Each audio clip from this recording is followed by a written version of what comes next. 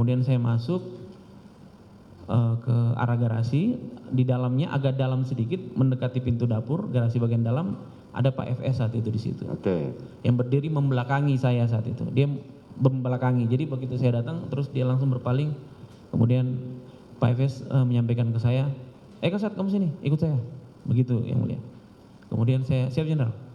Nah saat itu saya nggak tahu, saya belum tahu ini ada apa peristiwa, saya belum ada penjelasan mulai dari depan, kemudian berempat di sekitar situ tidak ada yang penjelasan, mengalir begitu saja sampai ke Pak FS, kemudian dia bilang, Kasat kamu ikut saya. Nah pada saat itu kita masuklah melalui akses pintu dapur yang mulia. Lewat pintu dapur. Betul. Oke. Saat melalui pintu dapur itu, kemudian dari pintu dapur ada 2 pintu sebagai akses, kemudian tembusan ke ruang tengah yang mulia. Nah pada saat, siap.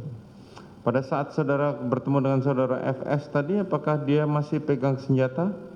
Saya tidak lihat dia memegang senjata yang mulia.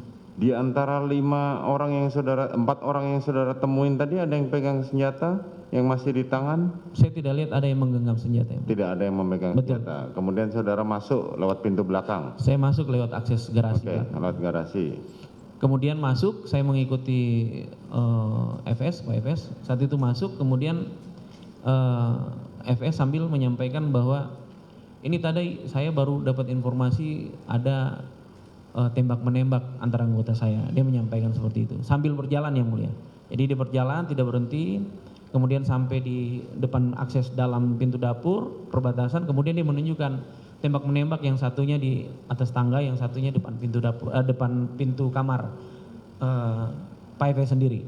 Kemudian saya tidak menanyakan apa-apa, saya cuma mendengar. Kemudian pada saat itu dia melanjutkan perjalanan itu, dia melangkah mengitari, mengambil posisi ada meja makan gede, menuju ke depan pintu dia sendiri, dan dia menyampaikan bahwa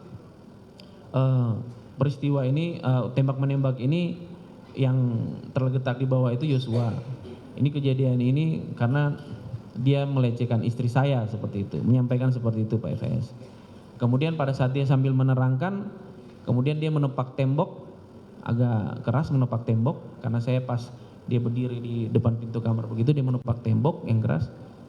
Saya agak sempat kaget juga yang mulia, karena lagi mengalir mendengarkan, kemudian menepak tembok, kemudian kepalanya ditunduk ke tembok, kemudian dia melihat saya terus sambil menggeleng-geleng kepala, matanya agak berkaca-kaca, dan dia bilang, ini kejadian ini melecehkan ini sebelumnya terjadi di Magelang, seperti itu.